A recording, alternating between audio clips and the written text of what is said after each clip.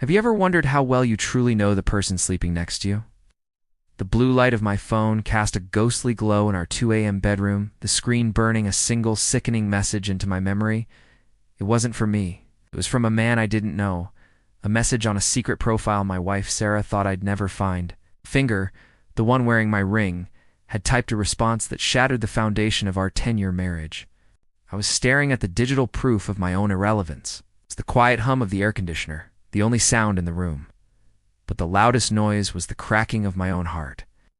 I knew in that moment that this wasn't just an ending. It was the beginning of a war she had no idea she was about to lose. If you genuinely enjoy our stories, please subscribe to the channel, tell us where you're from, and what time it is right now. It's always fascinating to know how far our story flows. It started with the little things, the cliches you read about. Her phone, once left carelessly on the kitchen counter, was now her constant companion, its screen always angled away from me. Late nights at the office became more frequent, her explanations vague and dismissive. Just wrapping up the Peterson account, she'd say, the words sounding rehearsed. 8.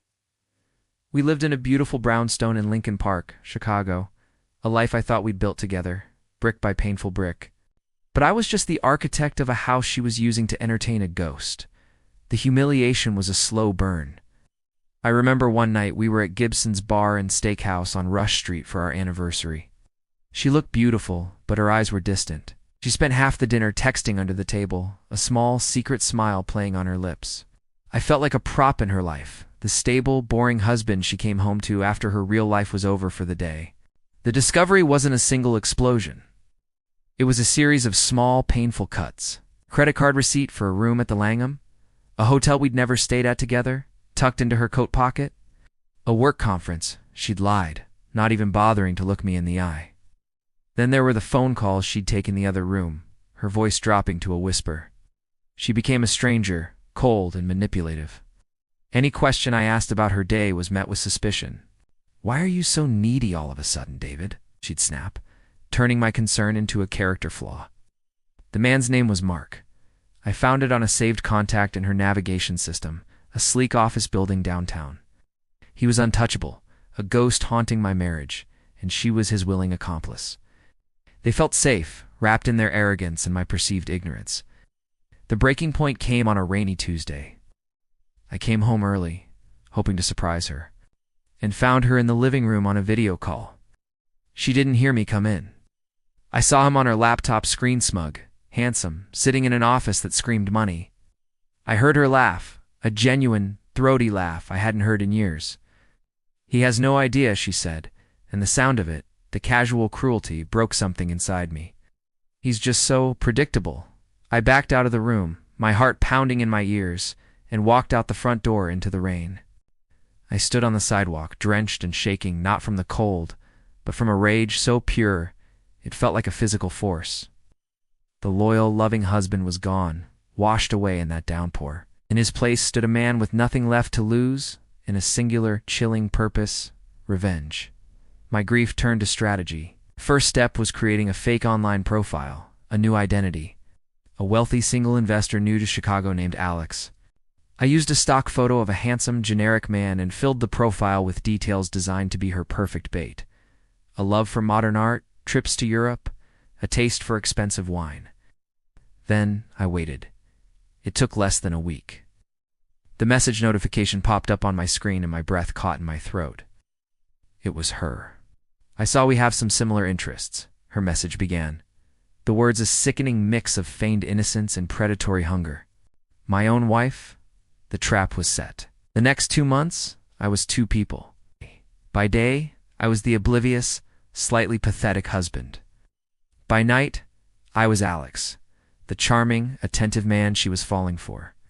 I saved every chat, every flirtatious message, every complaint she made about her boring husband.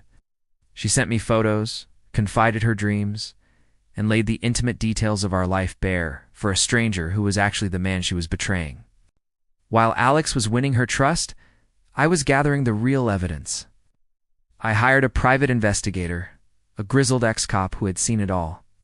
He documented every late night at the office, every work lunch. The photos were brutal. Sarah and Mark, holding hands walking down Michigan Avenue, kissing in the parking garage of his office building, checking into the Langham. I filed them away, each picture a nail in the coffin she was building for herself. I met with the best divorce attorney in Chicago, a shark named Ms. Albright. I laid out the evidence, the chats with Alex, the investigator's photos. The financial records I'd secretly copied showing her spending habits.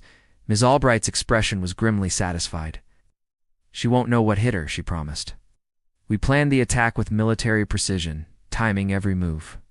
The day of reckoning was her father's 60th birthday party, a huge affair at the Chicago Yacht Club.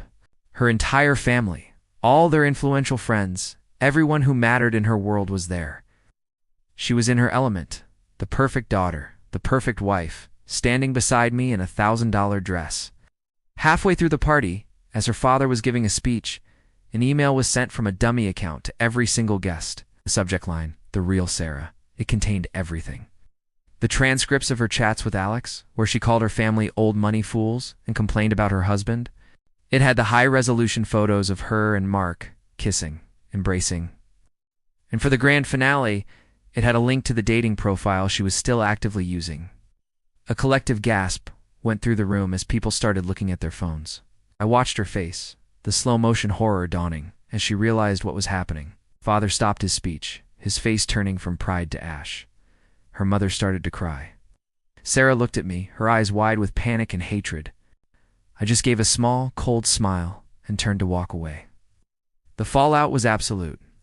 Her father, a man who valued reputation above all else, disowned her on the spot. Her friends, the same ones she had mocked in her chats, abandoned her. Mark, her smug lover, was fired from his firm when the scandal hit the press. His wife, it turned out, was the daughter of the firm's biggest client. He left her immediately, a coward to the very end. The divorce was a formality. Ms. Albright used the mountain of evidence to ensure I kept everything: the house, our savings, our investments. Sarah was left with nothing but her clothes and the public shame that now followed her everywhere she went. She was a social pariah, a ghost in the city that once adored her. The last I heard, she was working a low-wage job in a suburb, a shadow of the woman she used to be. The brownstone in Lincoln Park is quiet now, the rooms filled with echoes of a life that feels like it belonged to someone else. Sometimes late at night, I scroll through the messages she sent to Alex, a digital monument to her own destruction. I didn't just win, I erased her. The silence in this big, empty house is the loudest thing I've ever heard. It's the end.